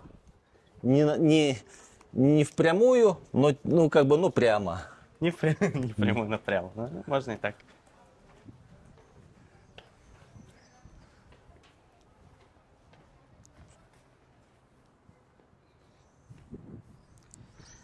Здесь же у нас была конюшня. Тут вопрос, конюшни видите где-нибудь? Ну, нет, конечно. И я не вижу, но она есть. А где она была? Была она вот в той части. Там была раньше конюшня, она была деревянная. Она не дошла до наших дней, потому что сгорела. Но там были лучшие кони Бухарского Эмирата. Это был личный, так сказать, автопарк эмира. А здесь же это здание для писарей, которые записывали его слова и законы. Они здесь жили. Это для сохранения ковров и халатов. Отсюда принцы и принцессы наблюдали за праздниками тоже. А, собственно говоря, там уже сам правитель сидел. Вон с той беседочке. В той беседочке, да. То, что мы видели с той части. А здесь же можем мы почувствовать себя правителями Бухарского Эмирата и тоже посмотреть, как оно там было. Все.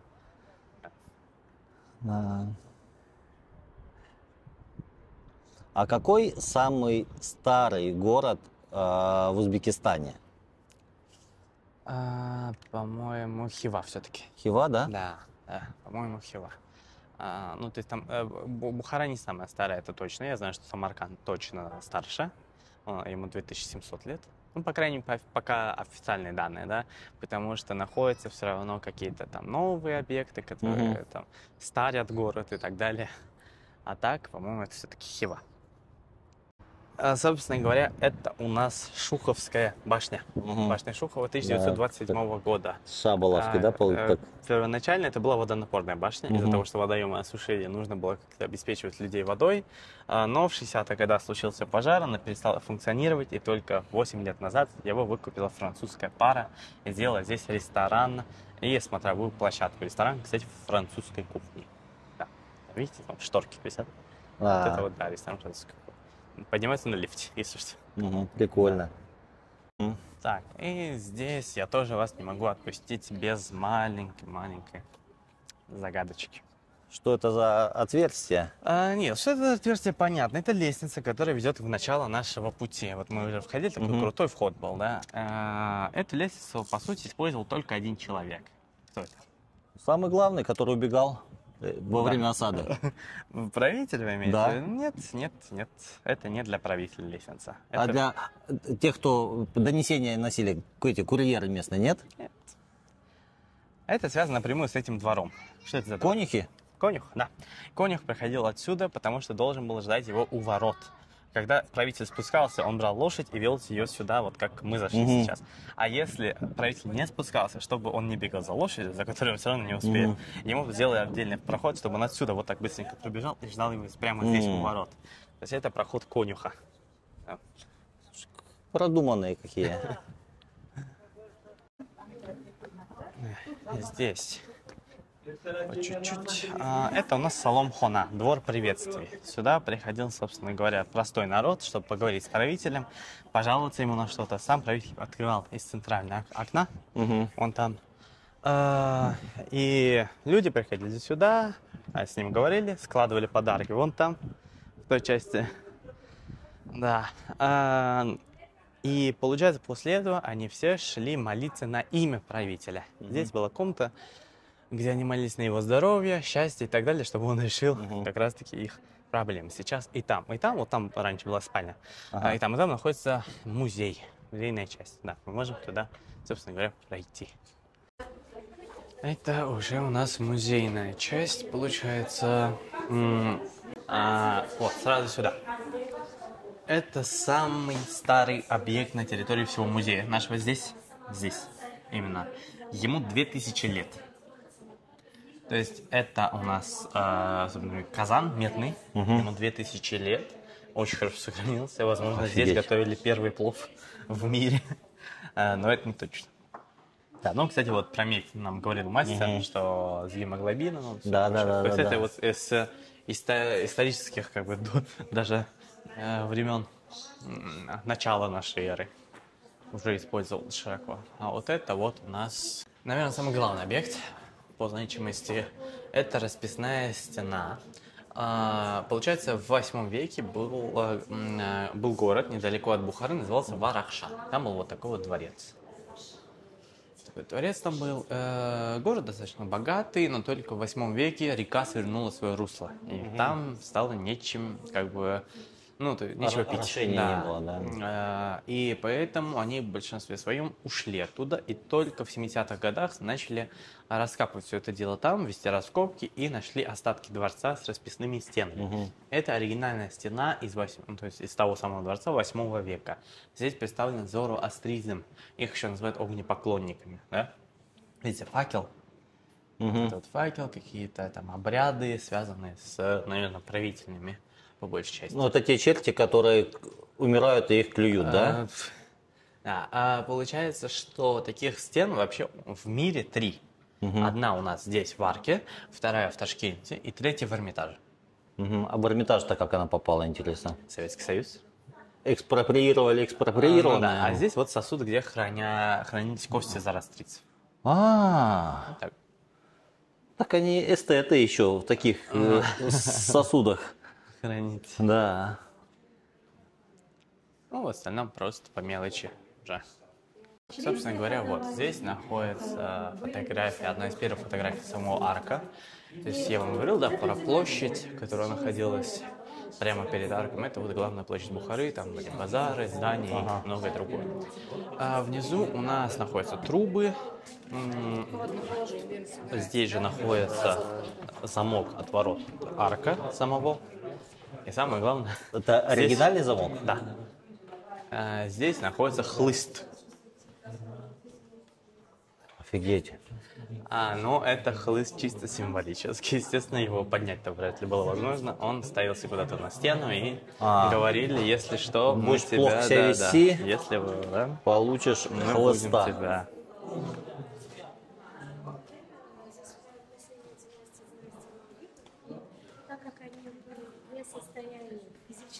Это что за такой? Это кувшин, который наполняли водой и ставили обычно у мечети, чтобы напоить водой нуждающихся. Так, и здесь у нас, ну вот мы то, что мы говорили, куклы, кукольный театр, они еще издревле здесь были самой популярной формой развлечения. Как этот инструмент назывался, этот двухструнный? Рубаб. Как? Рубаб. По-моему, рубаб. Да. А здесь это у нас костюм дервиша, монаха, который мы с вами обсуждали, фотографии наливались, атрибуты их с этой части находятся. И на контрасте костюм чиновник. Да. Он был не маленький, мягко говоря. Да. Но они любили просто побольше. Хорошо кушал, да. Неудивительно. Ой, а это что такое? Это чтобы чесать спины? Нет. Это религиозная деталь. 5 столпов ислама, то есть 5 вещей, которые должен делать каждый мусульманин. И, собственно говоря, эта рука отражает эти вот самые 5 столпов. Ну, не зря говорят, что это город внутри города, потому что если абстрагироваться и забыть, что мы находимся в арке, то это просто улица какая-то. Да. Вот, собственно говоря, да, здесь. Ага. можем так пока до верха прогуляться, я вам по дороге расскажу. Получается, что я вам сказал, что 4 гектара здесь было. Первый гектар мы прошли. Это всякого рода дворики, где жил правитель и так далее. А это же уже 3 гектара оставшихся, разрушенная часть при бомбардировке в 1920 году. Как я сказал, 1868 года Бухарский Эмират, по сути, входил в Российскую империю как своего рода автономная республика, если можно так выразиться. Но в 1918 году Николая II со всей его семьей убивают, и к власти приходят большевики. Большевики же считают, что Бухару надо захватывать полностью, потому что зачем нам автономия? И с 18 по 20 год происходит военная кампания в сторону Бухары.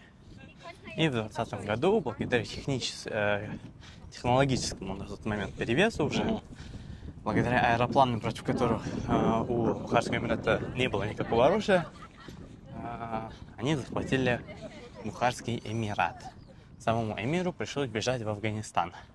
И оттуда он уже не мог никуда уехать, потому что Россия хотела его убить, потому что мог устроить переворот. А другие страны не хотели связываться с тем, кого хочет любить Россия. Потому что зачем портить отношения. Вот он умер в Афганистане. А у него на плите надгробно написаны слова о том, что простой человек, умерший на своей земле, богаче, чем правитель, умерший на чужой. Так. Золотые слова. Они актуальны по сей день. Так, ну и получается отсюда уже, ну сейчас это археологический парк, раньше здесь были здания. Всякого рода здания. Отсюда виден весь город. Так.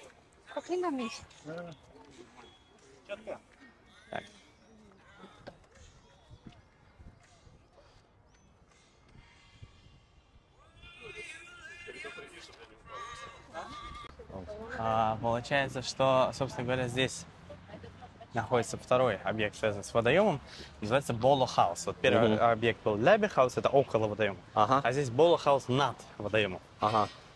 Собственно говоря, над водоемом здесь находится мечеть и образует некий ансамбль. Мечеть очень выделяется именно своими высокими колоннами.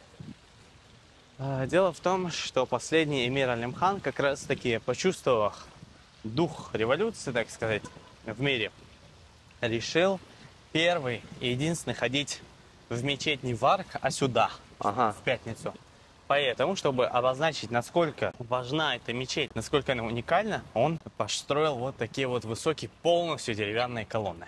Ну, я вам говорю, что дерево – это признак богатства у нас было. Да, самая Поэтому ценность. это стоило миллионы для того времени, уж тем более. Здесь же, помимо колонн этих, нужно найти то, что это хонако, тоже место для проживания дервиш. Видите, комнатки в той части? Это вот там, где жили монахи. Ну, и это получается цельное дерево, это же не составные столбы, да? Колонны. Та часть, она составная, вот прям с этим, с сталактитами. А все остальное, да. Здесь нужно единственное отметить, что вот видите, его кушают. Короеды. Да, поэтому за ним нужно ухаживать очень сильно. Ну, они же замазывают. Да. Здесь же находится, собственно говоря, действующая пятничная мечеть. Она уже такого более современного вида. Сюда приходят молиться именно в пятницу. Но прежде чем мы, собственно говоря, пойдем дальше, здесь у нас очередная загадка. На территории вообще всей мечети здесь находится 20 колонн, можете даже посчитать. Их 20. Но при этом мечеть называется мечетью 40 колонн. Почему? Откуда еще 20? Может быть, с той стороны? Нет, это единственное.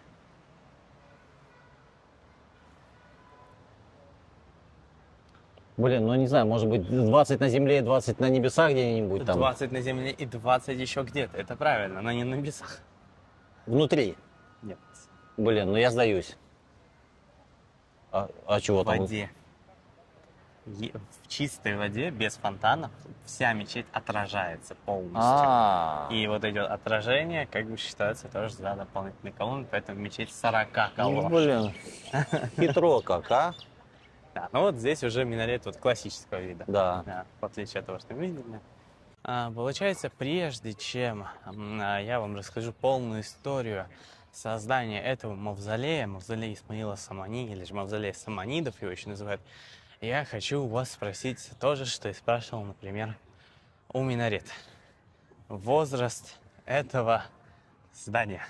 Век. Вот посмотрите на этого человека, он меня мучает загадками Всю экскурсию. всю экскурсию. У меня со всеми так, поэтому, да, это вы не единственный пострадавший. Так, Ну, и поворачиваю камеру вот туда. приблизительно Возраст век. этого мавзолея, Да, ну, вот судя по кладке, это все же, наверное, 2 век. не, вы далеко прыгнули. Далеко. Ну, 12, окей, с шагом 10 веков будем ходить. Перегнули. Ну, 3-я попытка, берем серединку, 7 век, наверное, да? Почти. Это, собственно говоря, мавзолей 892 года. 9 век. 9 век, то есть ему больше 1000 лет, и я вам скажу даже больше, это самый древний объект на территории всей Средней Азии. Офигеть. Да, вот, собственно говоря, этот самый мавзолей. Мавзолей Саманидов, мавзолей Исмаила Самани, связан, собственно говоря, напрямую с династией Саманидов. Это они пришли к власти во время правления арабов. Ну, то есть, несмотря на то, что арабы здесь правили достаточно долго, их всегда не любили, хотели отсюда выгнать, поэтому, чтобы успокоить антиарабские настроения, решили поставить наместников из числа местных людей. Выбор падает, естественно, собственно, на семейство саманидов, военная аристократия, которая помогала справляться арабам с бунтами. И в благодарность получила никакую-никакую власть над государством. И получается, сначала получает власть дед Исмаила Самани, потом отец Исмаила. И вот после смерти отца власть переходит к брату Исмаила Насру с столицей в Самарканде. Это вот 9 век. Получается, на тот момент Бухара считалась нищенским городом, потому что сюда постоянно приходили кочевники, которые разоряли город, разрушали его. И вот бухарцы просто уже молили Насра кого-то отправить сюда для спасения вот этой ситуации. Тогда Наср решает отправить сюда своего младшего брата Исмаила, как раз таки. Исмаил приходит сюда, на нашу территорию, его очень хорошо встречают, с надеждой, и он эти надежды вскоре оправдывает. Да, очень много чего исправляет, в том числе и дает отпор этим кочевникам так, что они уже думают над тем, чтобы все оставаться. Получается, что сам Исмаил – это человек такой прогрессивный, он очень любил науку, искусство, поэтому вообще при саманидах в целом случился такой бум и образования, и архитектуры, и искусства. При саманидах жил и работал такой человек, как Авиценна, Беруни, множество писателей. В принципе, как видите, архитектура тоже при нем процветала. Самани, в принципе, это один из первых правителей в мире, который использовал метод диванов, то есть министерств. Он использовал вот распределение на министерство, один из первых в мире. То есть это 9 век, это невероятный прогресс даже на тот период. И получается, что, как и в любое время, встает вопрос денег. Он должен был платить дань своему брату, но он отказался, потому что считал, что он здесь все исправил, и ему не нужно было, собственно говоря, ничего платить. За что? Но таким образом Наср собирает свое войско у всем Бухары, и у него численное и качественное преимущество, но несмотря на это он проигрывает своему младшему брату Исмаилу. И с тех пор он, по сути, становится теневым правителем нашего региона, потому что все влиятельные люди отворачиваются от Насра после проигрыша своему младшему брату. Таким образом, когда уже Исмаил, точнее, когда брат Исмаила Наср уже окончательно своей смертью умирает, Исмаил становится полноправным правителем. Первое, что он делает, он переносит столицу Самарканда в Бухару, давая первый ренессанс в истории города. После него, собственно говоря, пошел все этот прогресс, то есть Авиценна, все эти ученые, вот земля талантов, она все пошла от Самани, от Исмаила Самани.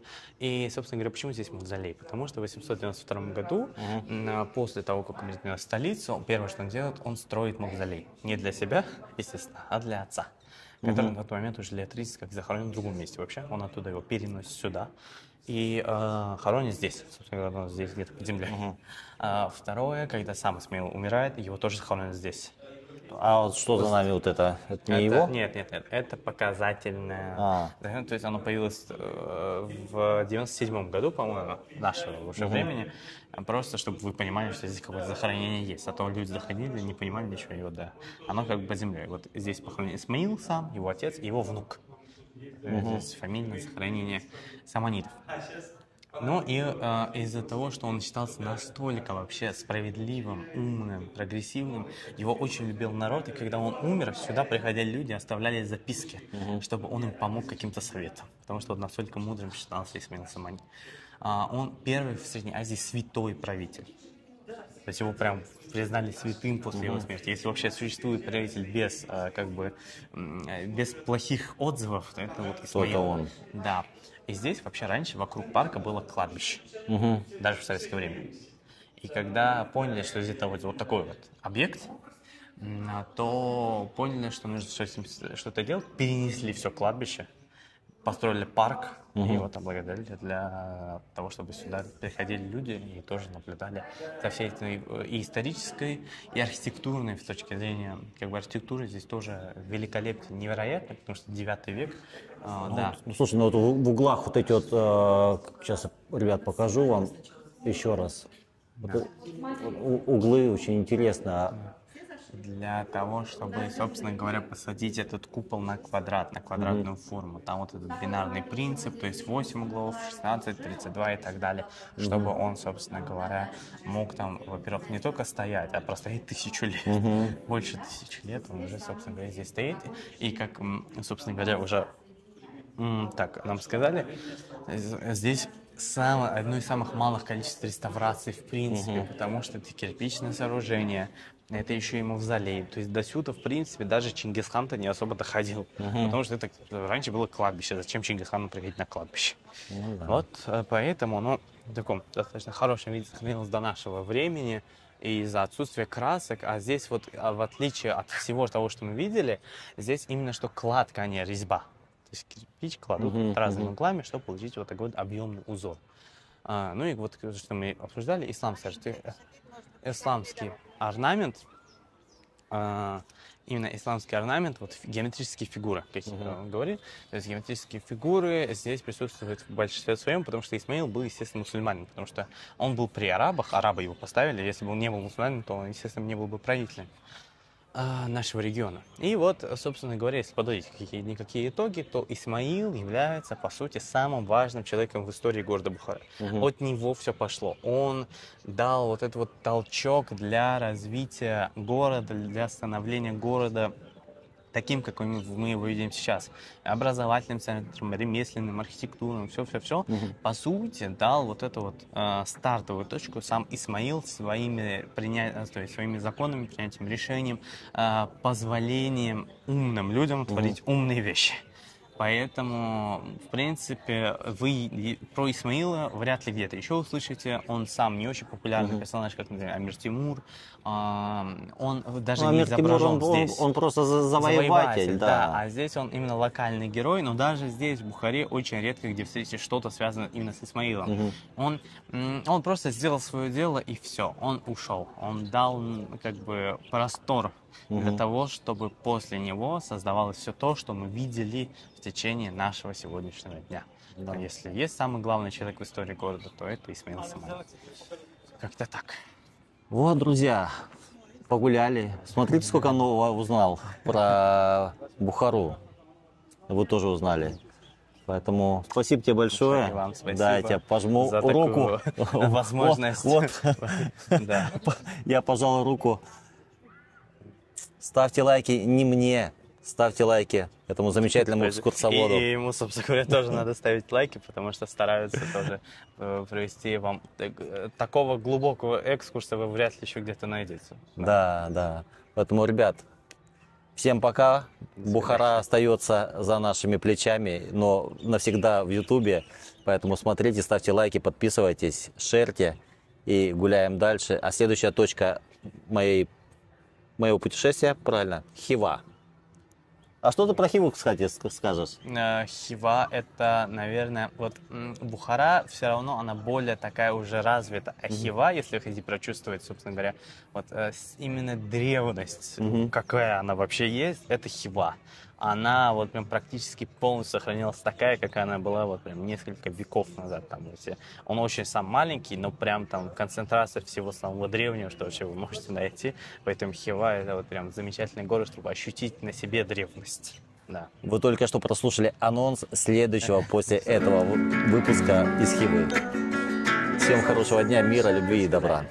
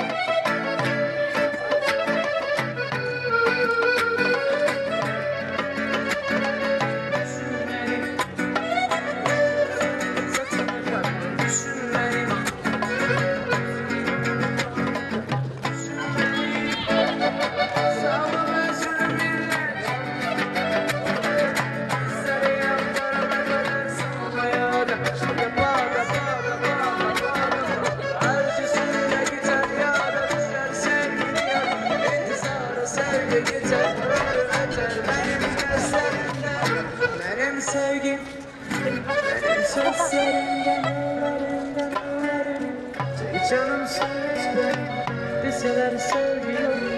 Gezer, lütfen etmese, etme yazar. Sadece olur beni, anlayan bir adamız gelmeden. Ellerinden ellerim, canım sayıp benim. Liseler seviyorum. Gezer, lütfen etmese, etme yazar. Sadece olur beni, anlayan bir adamız gelmeden.